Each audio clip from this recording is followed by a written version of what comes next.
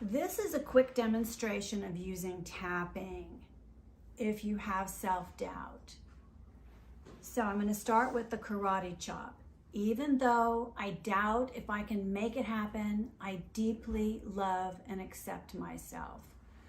Third eye, even though I may doubt this, I'm not sure, I deeply love and accept myself. No matter what is going on around me, top of the eyebrow, I deeply love and accept myself. I deeply love and accept myself. Side of the eye, under the eye. Even though I'm doubting myself, I know deep inside I deeply love and accept myself. Top of the lip. Not knowing for sure what direction I take, I still deeply love and accept myself. I deeply love and accept myself. Under the chin. Collarbone. I deeply love and accept myself. I deeply love and accept myself. Under the arm. I deeply love and accept myself. I deeply love and accept myself. Let's go to the crown. Even though I may doubt what I'm going to do or I have self-doubt at times, I know I deeply love and accept myself.